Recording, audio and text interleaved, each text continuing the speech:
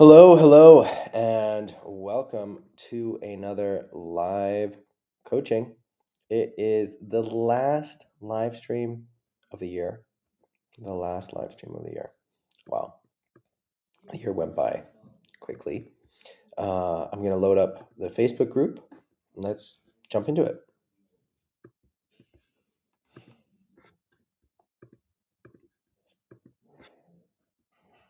All right, here we are. Let's get things going. I hope everyone had a good Christmas and holiday. And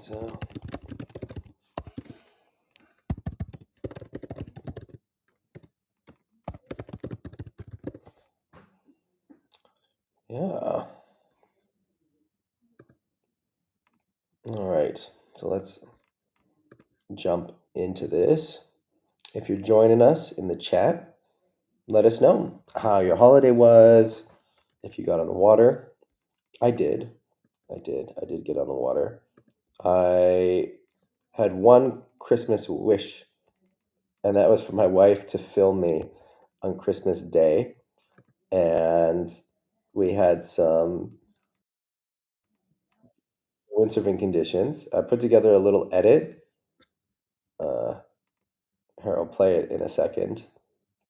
We can go through it. Oh, we got Jorg in the chat. It says no windsurfing.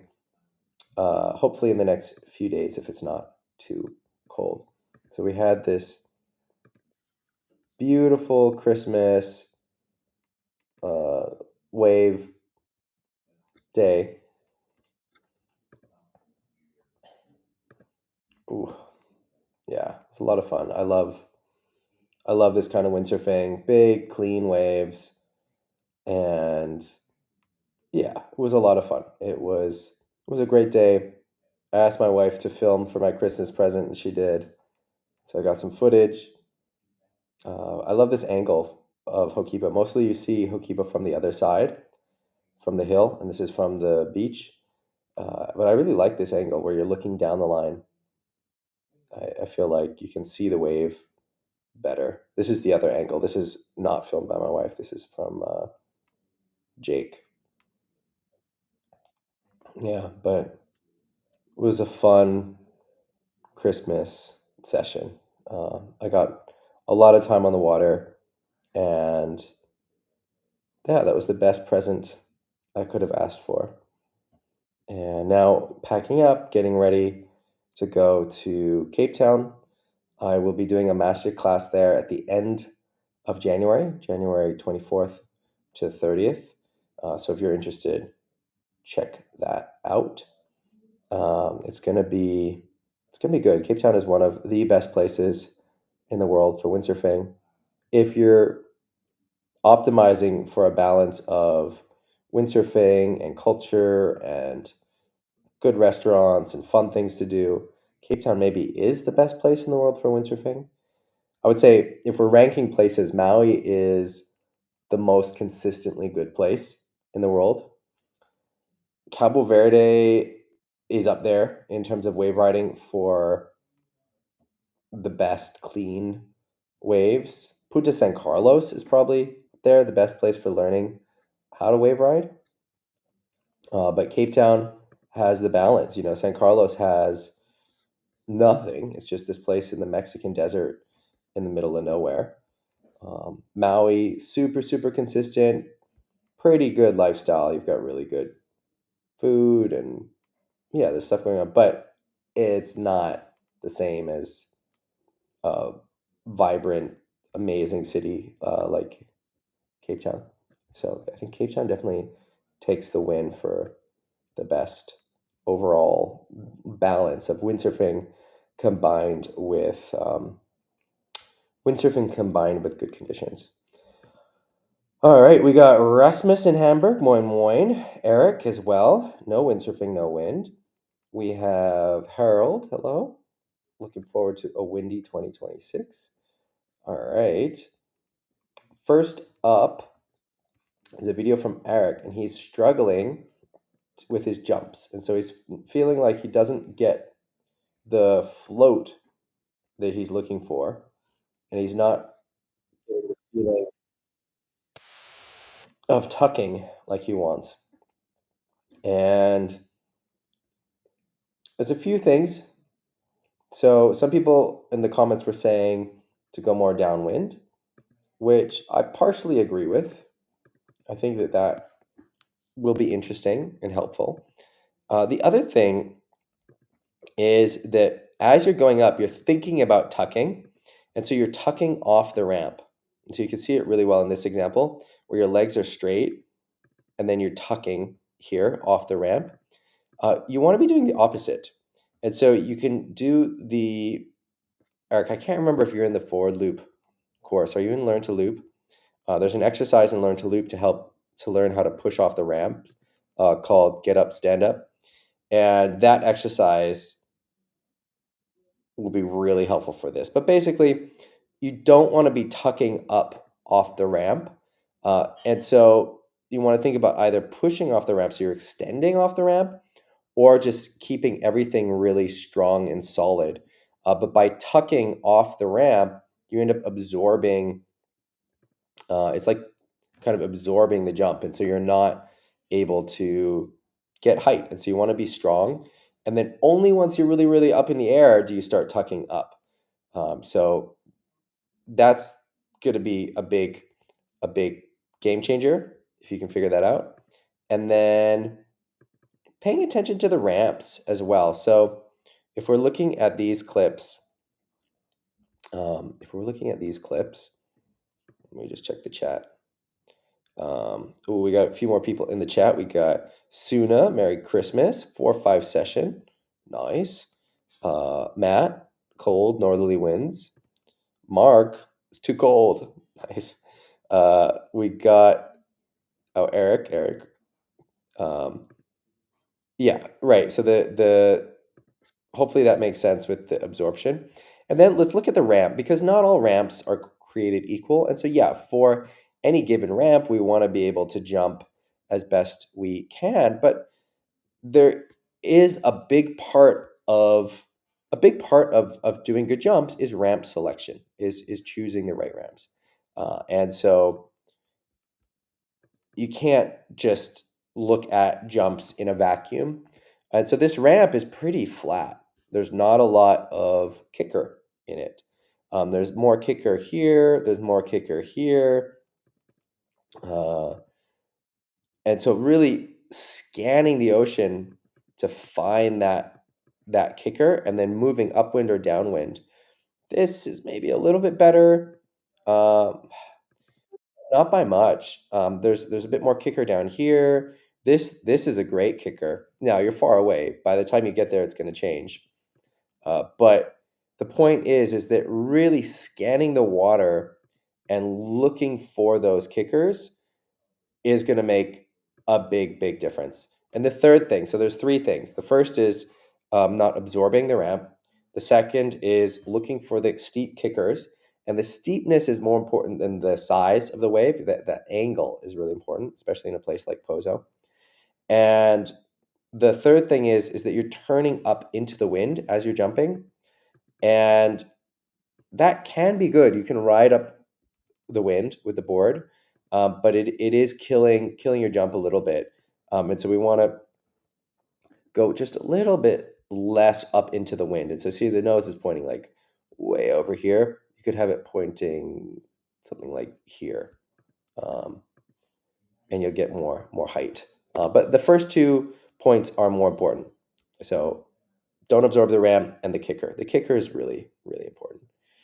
All right, here's my video, which we just watched. All right, we got a post from Andrew, Cornwall session. It's been really good. Beautiful. Look at that. Oh, I love this. We can see the corner pocket down below heading for the target. Look at that. I love that. Eyes on the prize. Boom, on the rail, butt low. Nice. All right.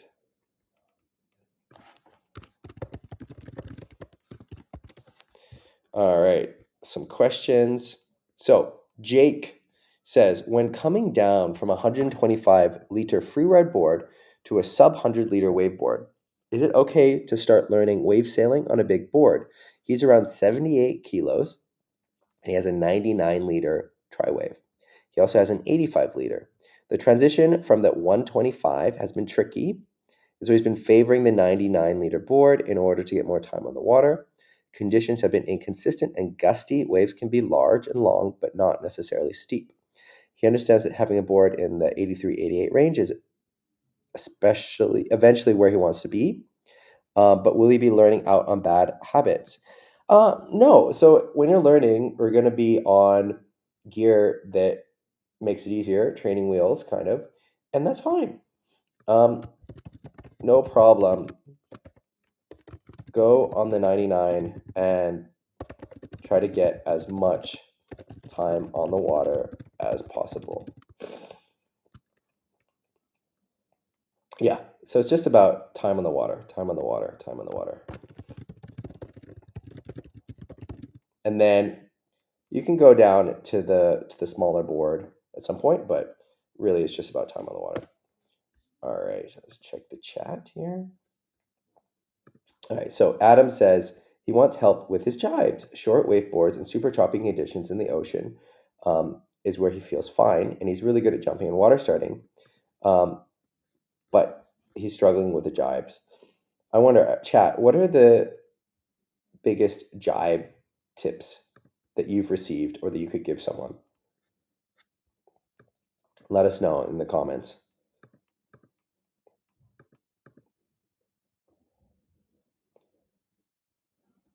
Interesting. Okay, so this is a very tight radius jibe. So the two things that I would say, the first is go wider radius. Wider radius is always easier. This is like tiny little slam jibe. Wider radius. Look where you want to go. So right now the head is looking the other way. So you want to look, starting looking here, you're already looking over here instead of looking that way. You want to look where you're going. Wider radius. And then you don't have to flip the sail so fast. So you can sail out of it a little bit clue first. So those are my 3 comments for a jibe like this, how to make it better. Look where you want to go. Look in the jibe, right? Now you're looking this way. Second is wide radius. Wide radius makes it so much easier. You don't have to do it in a tiny little space. Take your time, take your space. And then the third thing is you can sail out clue first a little bit, which also makes it easier. So like hold the sail here and you can get balanced and then flip it. So those are my 2 cents. Nice jump, Adam. All right, so we got a trick from Eric. He says, lean more forward than you think. Straight mast hand and bend the knees more than you think. We just talked about this on the live coaching. Look where you want to go. Go wider radius and sail out. Okay. Rasmus says, set the rail more than sinking the tail. Yep. Stabilize by shooting in. These are all good tips. Matt says, on the outside, turn on the swell. Yeah, great tip. The topology of the water is so important for everything that we do. Yeah. And if you pay attention to that, it'll make your life a lot easier. All right. We got Elaine, who joined the group and shared this photo that he took of Robbie Nash. Robbie Nash is looking ripped here in his younger years. And this is a simulator that Steve made. This is cool. I've seen simulators before, but I've not really seen something like this. And even normal simulators, I haven't spent a lot of time on. I didn't learn on a simulator. I've really seen people learn on simulators. Uh, I don't know how they work. I mean, I know how they work. I don't know how they work in terms of do they actually teach you good sail handling skills? And so I guess that's a question for you guys. So have you spent much time on a simulator and did it help you learn something about how the sail handling works. This is like a big sail to have on a simulator. My 2 cents would be to go with a smaller sail because I think the simulators generally are pretty um, sensitive. And so you can go with a smaller sail and then you get the feeling of putting it back, putting it forward. I could see this being good for working on tacks. I could see this being good for working on tacks. I mean, would you consider building one in your yard?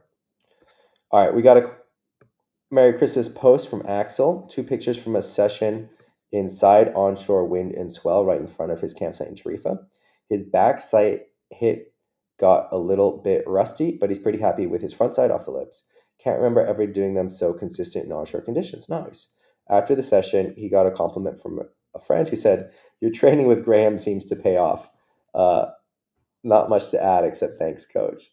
Yeah, Axel has been on, I think, 4 master classes now, and it's been so cool to watch his progress. When he started uh, with the master classes, he had, I think, never really sailed much port tack, and watching him learn how to rip up port tack conditions in Denmark was really cool. And then we've done a couple starboard tack master classes in Morocco, and yeah, it's been a great journey watching Axel.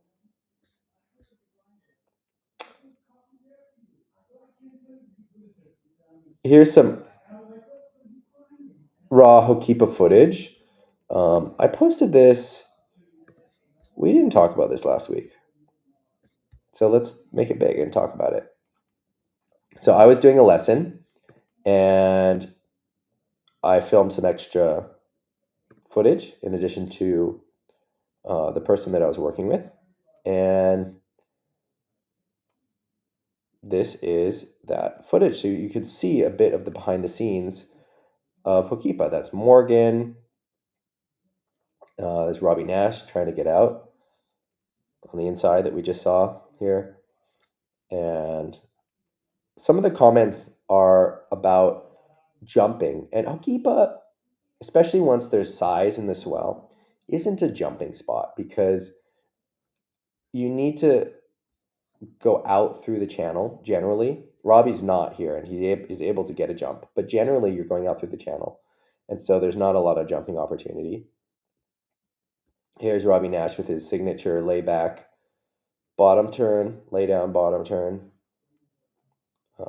I don't know how old Robbie is these days, but it's amazing he's still up there. I think since he sold Nash the company, he's been a lot more invested in windsurfing because he hasn't had to sell and market all these other things, which has been cool. That was Levi going down on a 360, but a really nice turn before that. Here's Morgan going for a goiter. It's interesting when you're looking at this raw footage, how much people are crashing or not doing what they're doing in the highlight reels. And so that is one of the reasons why I posted this video because I think it's really interesting uh, to get a feel for what it's like to actually look at people windsurfing at Hokipa. So that was Marcelia Brown on that wave, decided he didn't like it and didn't do anything, jibed off it. It's not like every wave is a double goiter 360 wave. This is Marine. So we were doing the lesson together and it's pretty cool. I've got a helmet, and she's got a helmet, and we can talk to each other. And so I talk to her as she's on the water, helping her refine her wave selection, and we were working on cutbacks, getting speed out of the cutback. So this is a really good example of one where getting this setup position for the cutback, so that then she can really drive that cutback rail, get some speed out of it. This was really a success. Boom, getting that sail across the body. Um, one of her goals is to win the Aloha Classic, and it's something that we're working towards, which is pretty cool. Here's Barzinho on another one, and again he doesn't like it and drives off. This is Adam Lewis, little slidey top turn.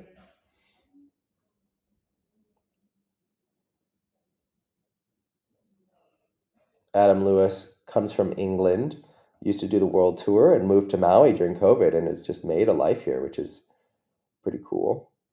Here's Brazinho again, Marcilia Brown, and whoa, pushing, pushing, pushing, but doesn't really find it off the top. Beautiful bottom turn, but doesn't find it off the top. Going around, going around. There he finds his 360 section. Nice. Beautiful. Here's Adam Lewis in front and Brazinho behind. A little bit of tandem, synchronized windsurfing action. Big aerial out the back. Goes for a 360 and falls. 360s are so hard. I mean, I think I'm with other people. I'm not saying I'm the most consistent, but I'm on the highest level of consistency for 360s in the world. And like the last few days, I've fallen on so many 360s. It's such a fickle move. Some nice carving here. Taking it easy. Another jump. Big back loop. That's Laurent. Here we've got Levi setting up for a wave. Beautiful bottom turn. Nice.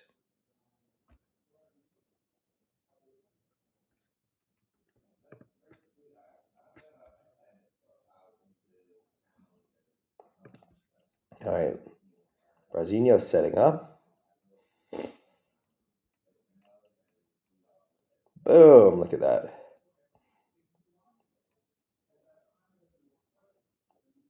Boom. Look at that.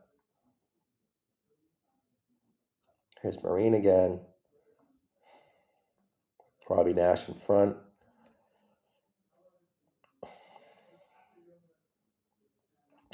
One of the most important things is getting the timing right.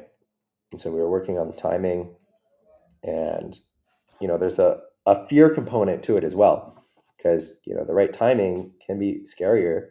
Like this one, I think Marine was a little bit scared, but she did a really good job of then pushing through with these turns on the lower part of the wave, getting nice and high, and getting some confidence back. Yeah, nice. All right, I think are we caught up? Let's see.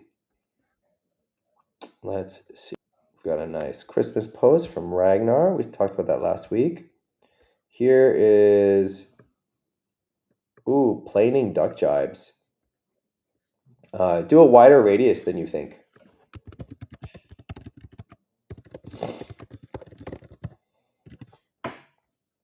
Yeah. Eric asks what it's like falling in the waves at Hokipa. If you know what to do, like when we do the master classes, one of the first things, it depends on the place, but um, one of the things we talk about, and it's often one of the first things we talk about, is how to hold your gear in the waves. And if you have that knowledge, it's not really hard. You've got to hold on. You need to have your gear in the right position. You need to not panic. Uh, Sometimes it is hard, and sometimes you lose the gear. You can't hold on. There are rocks. Sometimes you go on the rocks, but in general, it's not. It's really not a big deal at all. Um, you fall, you get hit by a wire, push the mast into the wave, maybe get one or two more on the head, and then you're fine. It's a lot about knowledge and understanding of how to position the gear. All right, let's wrap up with some admin stuff. We are doing a Cape Town Masterclass. If you go into the Facebook group, you can click this. It should be on the top. I'll put it in the chat. There's still space for the Cape Town Masterclass. The other masterclasses for 2026, if you filled out the Where Do You Want to Go survey, I'm responding to people who filled that out. Some of the masterclasses are already full, more or less, but we're going to be doing more. There's going to be something in probably the Canary Islands, and then, of course, the Maui ones. And so you can do this. If you go to windsurfingmasterclass.com, go to Masterclasses, you can click the apply for a spot. This takes you to the general 2026 survey. This right now is the best way to join one of these, and then I'll reach out to you about whichever it is you want to join. Other than Cape Town, which just do the application form for that. And yeah, if you want to improve your tax or your loops or your shove-its or your mindset, we've got courses for that. I'm going to be doing some more new courses in the coming year. But for now, this is our offering. And if you know someone that wants to loop or tack, this is a great resource for them. And yeah, I'm going to be adding some stuff to this. What else? In the admin side of things? I think that's kind of it. I'm going to be doing some stuff next month, first month of the new year, about planning your year and uh, goal setting and how to think about improvement in windsurfing, all of that stuff. So look out for that. I'm planning to do that in January. I'll be in Cape Town. I leave in just a couple days. So I'm not sure exactly the schedule for it, but we are going to be doing some of that stuff. Got a question from Mark. He says, what is the difference between the K4 Ezzy asymmetric and the incinerator asymmetric fins on the thruster setup? Yeah, so I feel like the Ezzies have a bit more drive. They're a little bit more turning oriented, whereas the incinerators are a little bit more slidey. So I really like the Ezzies. So my personal choice is with the Ezzies, and I love that feeling of grip and drive. I feel like it's easier to initiate the bottom turn, and they like to stay on that rail. And then in the cutback, they really like to again stay on that rail, really hook a nice cutback. We got Axel in the chat. We saw your cool pics from Tarifa. Thank you for sharing. All right, so I think that's about it. If you're interested in joining the Cape Town Masterclass, I posted a link here, or you can find it in the Facebook group. And if you're interested in one of the other masterclasses next year, go to windsurfingmasterclass.com, and you can go up to Masterclasses on the top and do the survey. There will be specific applications for the other spots, but do this because if you're interested now, because the masterclasses are filling up. Like Morocco and Denmark are pretty much full. Like I said, there's going to probably be something in August in the Canary Islands, and then something on Maui in September. Maybe something on Maui in the spring as well. But by filling out the survey here, it gets you first priority for any of these master classes. So mark which ones you're interested in, and do that if you're interested in a master class for next year. All right, everyone, I am going to sign off. I'm going to go windsurfing with my kids, and I will see you all next week, Sunday, which is the first Sunday of the new year. Awesome. All right, everyone, take care. Yeah, Christoph, maybe Oregon in May. I'm gonna write about this. So the Oregon Masterclass is one that I really want to do. It's also harder to organize from my side, and so it needs a certain critical mass of people who are committed to it in order for me to be able to commit to it. It seems like there is that interest. I'm gonna reach out. If you are interested in that, which Christoph, I know you are, but other people, um, fill out the survey and put the Oregon road trip, because that again really helps me plan my year, plan these master classes, and you get first priority for them. All right, everyone.